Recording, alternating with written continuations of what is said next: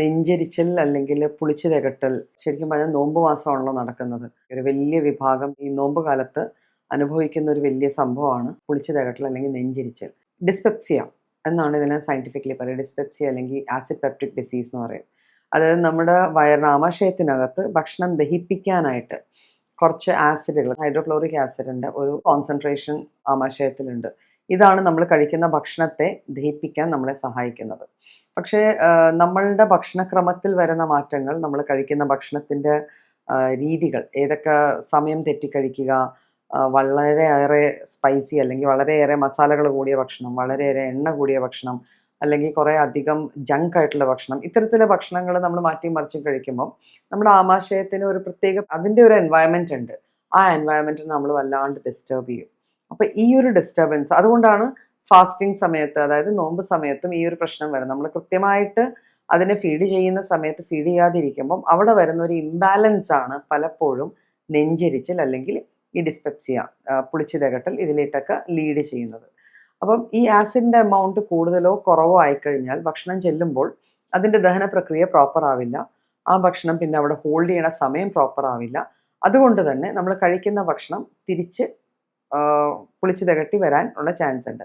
പുളിച്ചു തികട്ടലിൻ്റെ ഒരു വലിയൊരു കോംപ്ലിക്കേഷനാണ് ഹാറ്റസ് ഹെർണിയ എന്നൊക്കെ പറയുന്നത്. അതായത് നമ്മളുടെ ആമാശയത്തിൽ നിന്ന് ഈ ആസിഡുമായിട്ട് മിക്സ് ചെയ്ത ഫുഡ് മേലോട്ട് വരുമ്പം ആ ആസിഡിക് നേച്ചർ ഉള്ളത് കൊണ്ടാണ് ആ മേലെ നമ്മുടെ ഈസോഫേഗസ് എന്ന് പറഞ്ഞ അന്നനാളത്തിലേക്ക് ഇത് കയറുമ്പം ആ ഭാഗത്തെ ഇറോഡ് ചെയ്യും. ഇറോഡ് ചെയ്യുക എന്ന് വെച്ചാൽ ഒരു നോർമൽ സ്കിന്നിൻ്റെ പുറത്ത് ആസിഡ് വീണ് കഴിഞ്ഞാൽ എങ്ങനെയാണോ അവിടെ ഒരു പൊള്ളൽ ഉണ്ടാവുക, അത്തരത്തിലുള്ള ഒരു ഇറോഷൻ ഈസോഫേഗസ് അല്ലെങ്കിൽ അന്നനാളത്തിൻ്റെ ഏറ്റവും താഴ്ഭാഗത്ത് അതുണ്ടായിരിക്കും.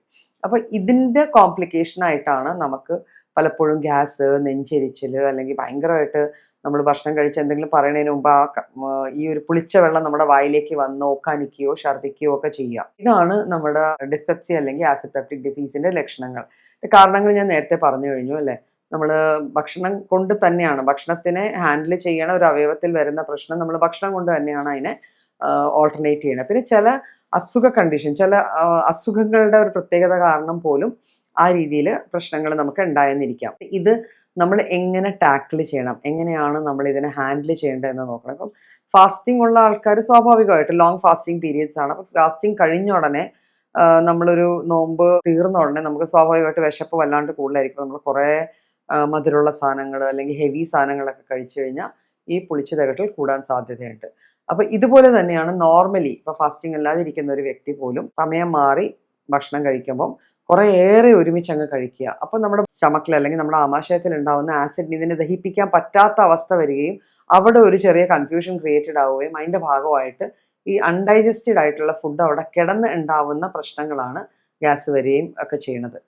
ഇപ്പം ഈ ഒരു പ്രശ്നത്തിനെ എങ്ങനെ നമുക്ക് പരിഹരിക്കാം? നമുക്ക് ഇത്തരത്തിലെ പ്രശ്നങ്ങൾ സർവ്വസാധാരണമായിട്ട് കാണുന്ന ഒരു പ്രശ്നമാണ്. ഇപ്പം ഒട്ടുമിക്ക ആൾക്കാർക്കും ഗ്യാസിൻ്റെ ഗുളിക, ഡൈജീൻ, പുതിൻഹര, ഇതൊക്കെ നമ്മൾ കുറേ കാണുന്നുണ്ട് പരസ്യങ്ങളിൽ. മിക്കവരും അത് കയ്യിൽ ഹാൻഡി ആയിട്ട് കൊണ്ടു നടക്കുകയാണ്. അപ്പം എന്തുകൊണ്ടാണ് ഈ പ്രശ്നങ്ങൾ വരുന്നത്? അതിൻ്റെ കാരണത്തെയാണ് നമ്മൾ ആദ്യം മാറ്റാൻ നോക്കേണ്ടത്. കൃത്യമായ ഭക്ഷണം, കൃത്യമായ സമയത്ത് ഭക്ഷണം കഴിക്കൽ ഒരു ശീലമാക്കി കഴിഞ്ഞാൽ നമുക്കൊരു പരിധി വരെ ഈ നെഞ്ചരിച്ചൽ അല്ലെങ്കിൽ പുളിച്ചു തികട്ടൽ എന്നുള്ളൊരു കണ്ടീഷനെ ഹാൻഡിൽ ചെയ്യാൻ പറ്റും. പിന്നെ രണ്ടാമതുള്ളത് ടൈപ്പ് ഓഫ് ഫുഡ്. നമ്മൾ എന്ത് കഴിക്കുന്നു അത് കൗണ്ടഡ് ആണ്, അത് മാറ്റേഴ്സ്.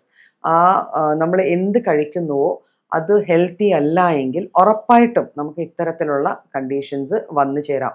പലപ്പോഴും ഇപ്പം നമ്മുടെ സംസ്കാരത്തിൽ പറഞ്ഞത് സ്മോക്ഡ് മീറ്റ് അല്ലേ, പുകഞ്ഞ അല്ലെങ്കിൽ പൂർണ്ണമായിട്ടും വേകാത്ത രീതിയിലുള്ള മാംസാഹാരം നമ്മൾ നല്ല രീതിക്ക് കഴിക്കുന്നുണ്ട്. അപ്പം ഇത് ദഹിപ്പിക്കാൻ പറ്റാത്ത വിധത്തിൽ വരുമ്പോൾ, ഈ ദഹിക്കാതെ കിടക്കുമ്പോൾ ഉണ്ടാവുന്ന ഒരു പ്രശ്നമാണ് ഇത്.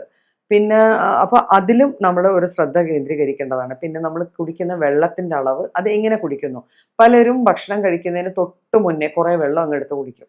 അത് ഒരു വെയിറ്റ് ലോസിൻ്റെ ഭാഗമായിട്ട് ചെയ്യുന്ന ഒരു വിഭാഗം ആൾക്കാരുണ്ട്. പക്ഷേ ഇങ്ങനെ വെള്ളം കുറേ ഏറെ കുടിച്ചു കഴിഞ്ഞാൽ നമ്മുടെ ദഹനേന്ദ്രിയങ്ങളുടെ പ്രവർത്തനം നല്ല രീതിയിൽ കോംപ്രമൈസ്ഡ് ആവും.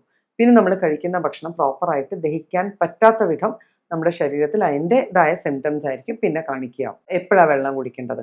ഭക്ഷണം കഴിക്കുന്നതിന് ഒരു 1/4 മണിക്കൂർ മുമ്പ് നമ്മൾ വെള്ളം കുടിച്ചു കഴിഞ്ഞാൽ പിന്നെ ഭക്ഷണം കഴിച്ച് കഴിഞ്ഞിട്ട് ഒരു ചെറിയ ഗ്യാപ്പ് കഴിഞ്ഞ് വെള്ളം കുടിച്ചാലായിരിക്കും നമ്മുടെ ദഹനം പ്രോപ്പറായിട്ട് നടക്കുക.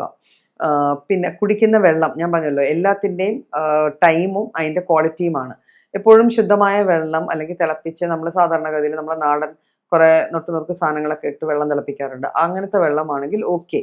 പക്ഷേ നമ്മൾ വെള്ളം എന്ന രീതിയിൽ ഇപ്പം ഫാസ്റ്റ് ഫുഡിൻ്റെ കൂടെ കഴിക്കുന്നത് പലപ്പോഴും പാക്ഡ് ബിവറേജസ് ആണ്. ഇവയൊന്നും നമുക്ക് റെഗുലറായിട്ട് കഴിക്കുന്നത് നമ്മുടെ ആരോഗ്യത്തിന് അത്ര നല്ല കാര്യമല്ല.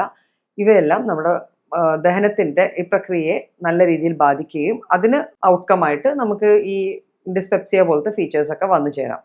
അപ്പം ഇത്രയും കാര്യങ്ങൾ നമ്മളായിട്ട് ക്രിയേറ്റ് ചെയ്യുന്നതാണ്. അതുപോലെ കുറേ അധികം ചൂടുള്ള സാധനങ്ങൾ പെട്ടെന്ന് കഴിക്കുക, കുറേ സ്പൈസി ആയിട്ടുള്ള സാധനം, കുറേ അധികം മസാലകൾ ചേർന്ന സാധനങ്ങൾ കഴിക്കുക.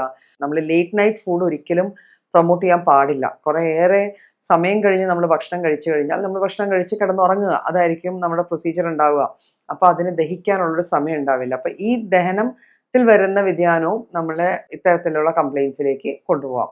പക്ഷെ ഇതെല്ലാം കൂടാതെ നമ്മൾ എച്ച് പൈലോറി അത് നമ്മൾ കേൾക്കുന്നത് അല്ലേ, ഹെലിക്കോബാക്ടർ പൈലോറി എന്ന് പറഞ്ഞ് നമ്മളുടെ ആമാശയത്തിലുള്ള ഒരു തരം ബാക്ടീരിയയാണ്. ആ ബാക്ടീരിയയുടെ അളവ് കൂടിക്കഴിഞ്ഞാൽ പ്രശ്നം ഉണ്ടാവും എന്നൊക്കെ കേൾക്കാറുണ്ട് അല്ലേ.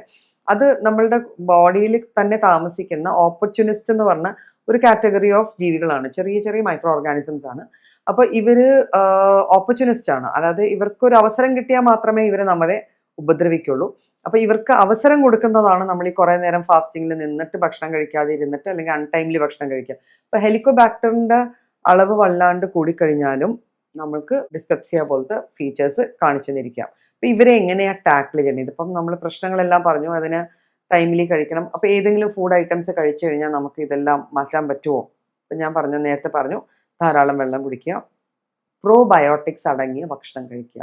പ്രോബയോട്ടിക്സ് എന്ന് പറഞ്ഞാൽ നമ്മുടെ ഈസ്റ്റ് പോലെ ഇപ്പം ഇഡ്ഡലി അല്ലെങ്കിൽ അപ്പം, തൈര്, കുറേയേറെ പുളിക്കാത്ത തൈര്, പുളിച്ച തൈരിൽ പ്രോബയോട്ടിക്സ് ഉണ്ട്. പക്ഷേ പുളി ചെന്ന് പിന്നെ ആസിഡുമായിട്ട് മിക്സ് ചെയ്ത് വീണ്ടും ഗ്യാസിൻ്റെ പ്രോബ്ലം കൂടാതിരിക്കാൻ പുളിക്കാത്ത പ്രോബയോട്ടിക്സ് അടങ്ങിയ കട്ട തൈര് വളരെ നല്ലൊരു ഇതാണ് നമ്മളുടെ ഇതിന് ഹാൻഡിൽ ചെയ്യാൻ. ഇപ്പം ലസ്സി എന്ന രീതിയിലൊക്കെ നമുക്ക് കുറേ അധികം പുളിക്കാത്ത തൈരൊക്കെ കഴിക്കാം. പിന്നെ നല്ല രീതിയിൽ ദഹിക്കാൻ എളുപ്പമുള്ള ഫ്രൂട്ട്സ് കഴിക്കാം. കുക്ക്ഡ് ആയിട്ടുള്ള വെജിറ്റബിൾസ്, റോ വെജിറ്റബിൾസിനേക്കാളും നല്ലത് കുക്ക്ഡ് ആയിട്ടുള്ള വെജിറ്റബിൾസ് ആണ് പലപ്പോഴും ഈ കണ്ടീഷൻ നമ്മൾ ഹാൻഡിൽ ചെയ്യണം. പിന്നെ ചുമന്ന മുളക് പൊടി, വളരെയേറെ എരിവ് കൂടിയ നമ്മൾ ഈ മുളക് പൊടിക്ക് പകരം നമ്മൾ പച്ചമുളകോ ചെറിയ എമൗണ്ടിൽ കുരുമുളകോ ഒക്കെ യൂസ് ചെയ്യാം. അപ്പം അത്തരത്തിൽ നമ്മുടെ ഫുഡിൽ ചെറിയ ചെറിയ മാറ്റങ്ങൾ വരുത്തി കഴിഞ്ഞാൽ നമുക്ക് ഈ ഡിസ്പെപ്സിയ അല്ലെങ്കിൽ നെഞ്ചരിച്ചൽ, പൊളിച്ചു തകട്ടൽ എന്നുള്ള കണ്ടീഷൻസ് നല്ല രീതിയിൽ മാനേജ് ചെയ്യാൻ പറ്റും. ഇതെല്ലാം ചെയ്തിട്ടും ആ കംപ്ലയിൻറ്റ് നമുക്ക് മാറുന്നില്ല എങ്കിൽ ഉറപ്പായിട്ടും ഒരു നല്ല ഡോക്ടറെ കണ്ട് കൺസൾട്ട് ചെയ്തിട്ട് അതിനുള്ള മരുന്നുകൾ കഴിച്ച് അത് പൂർണ്ണമായിട്ടും മാറ്റിയെടുക്കാം.